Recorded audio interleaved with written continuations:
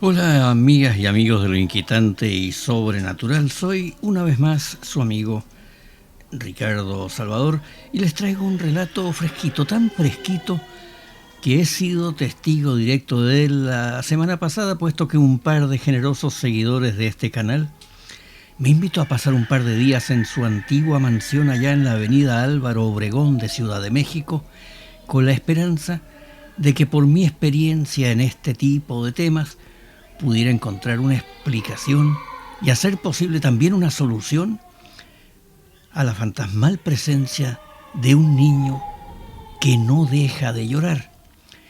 Fíjense ustedes que nada más cruzar el umbral del portal de aquella casona señorial, un escalofrío recorrió hasta las más recónditas fibras de mi ser.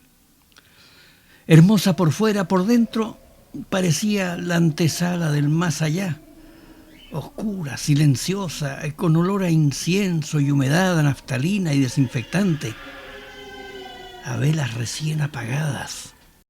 Los pasos tanto de mis amables y ancianos anfitriones como los míos parecían remecer los cimientos mismos de la construcción al golpear con las suelas nuevas los tablones viejos que tantas y tantas pisadas habían acumulado en su más que centenaria historia.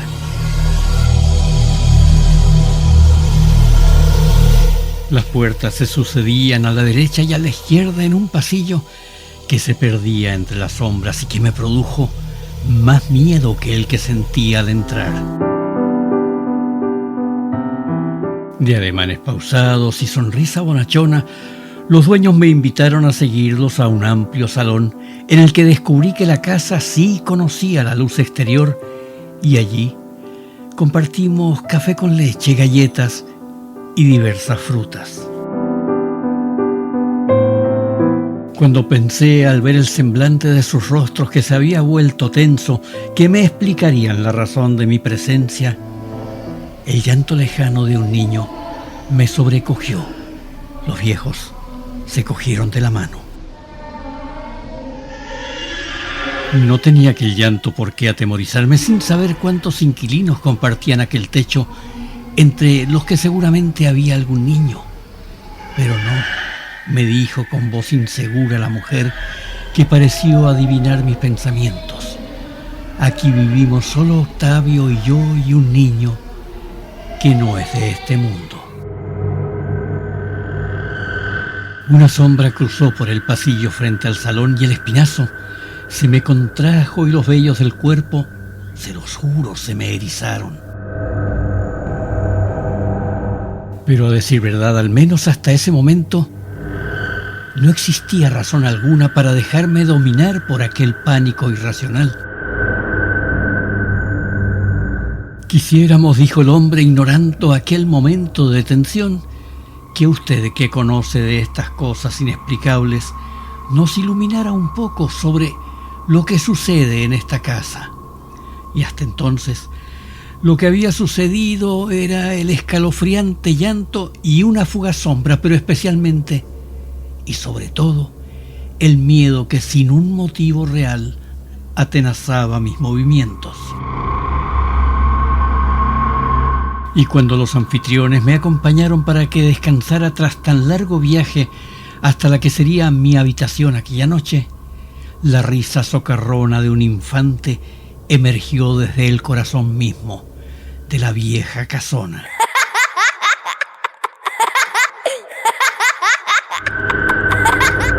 La mujer, Olga, creo que se llamaba, me cogió un brazo y lo apretó de forma, cariñosa, aunque lo más probable es que lo hiciera para transmitirme calma.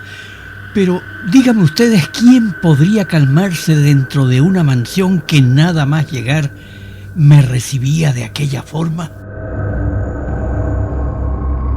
Al regresar al pasillo juraría que vi entre las sombras que lo hacían parecer interminable la difusa figura de un pequeño que avanzaba hacia nosotros. No lo mire, dijo Octavio, ignórelo. No le tema qué es lo que quiere, respételo porque de lo contrario se volverá violento. Implore protección a la Virgencita de Guadalupe y pase por su lado como si no estuviese allí. Con 2 horas en la capital y menos de 30 minutos en aquella casa, y agotado por el viaje desde Barcelona, maldije antes de caer en un profundo sueño el momento en que había aceptado tan inaudita, tan increíble invitación.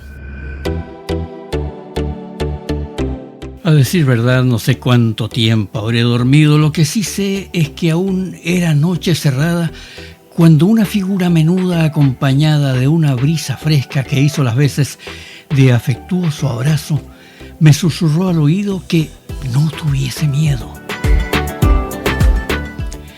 Encendí la luz y pude ver a un niño de pelo y ojos negros y piel tan blanca que bien podía haber sido transparente.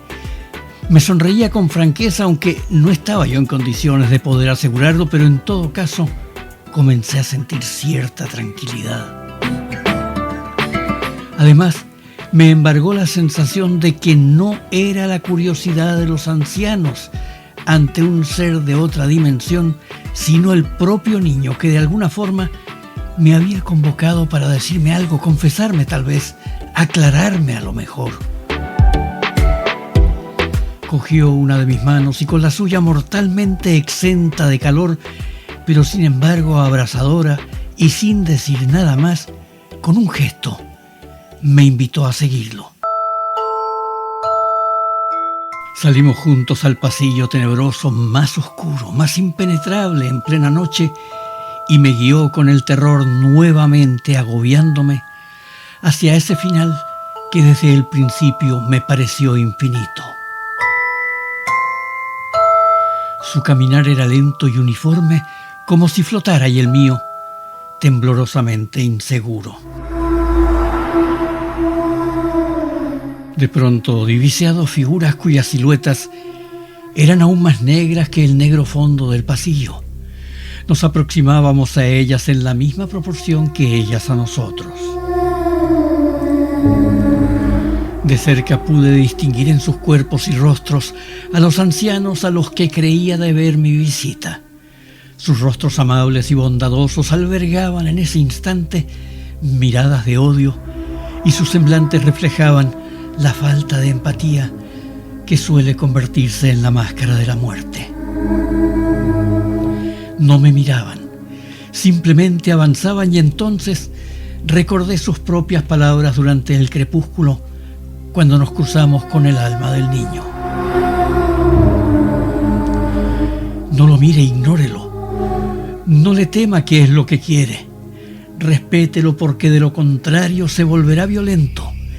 Pero eso sí, implore la protección a la Virgencita de Guadalupe.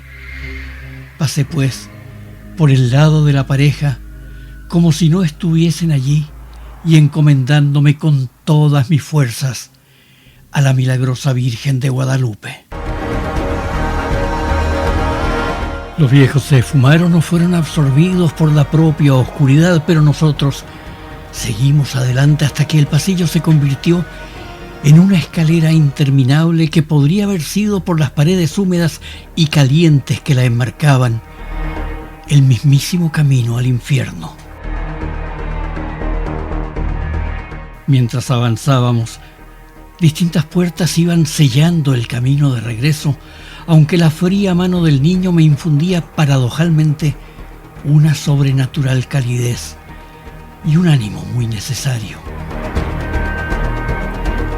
La escalera terminó abruptamente frente a una pared de ladrillos que cruzamos como la niebla.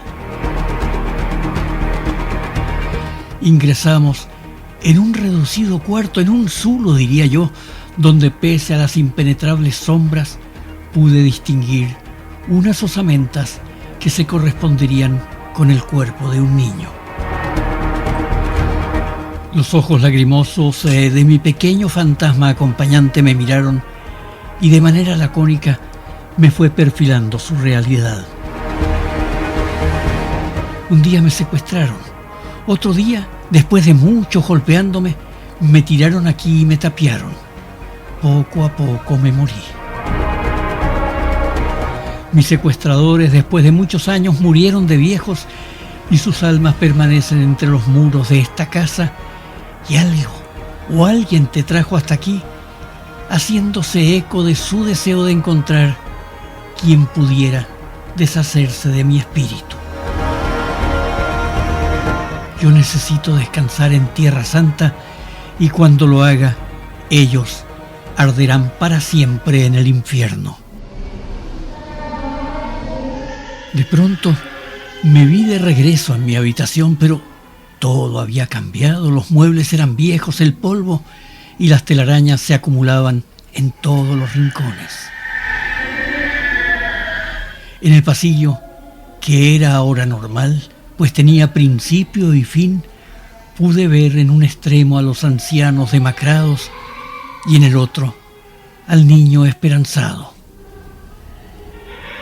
Fui hacia él, volvimos a descender por las escaleras polvorientas y al final, en lugar de una pared de ladrillos, una gruesa puerta de madera ocultaba los restos del niño que antes de morir había escrito en el polvo todo su padecimiento. Salí rápido de aquella casa y me fui al aeropuerto Benito Juárez para regresar en el primer vuelo a Barcelona. Pero minutos antes de abordar el avión, llamé a la jefatura de policía y, sin identificarme ni entrar en detalles, les conté lo del cuerpo y el mensaje.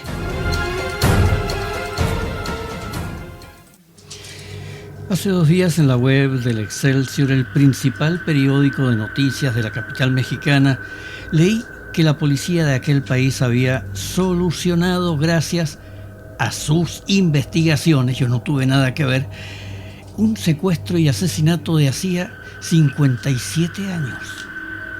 Según el medio, los secuestradores ya fallecidos eran un matrimonio que quería tajada económica del rapto del menor, que contaba entonces con 9 años, pero de alguna forma el plan se les torció y el niño, que fue encerrado en el sótano de su vieja vivienda en la avenida Álvaro Obregón, aparentemente murió de hambre y de sed. O sea, amigas y amigos, que me enfrenté a 3 fantasmas, 2 malos, que al descansar finalmente el pequeño en un cementerio estarán purgando eternamente sus penas en el Averno y naturalmente el pobre niño. La duda que ahora me asalta es quién pagó mi brevísimo viaje a Ciudad de México.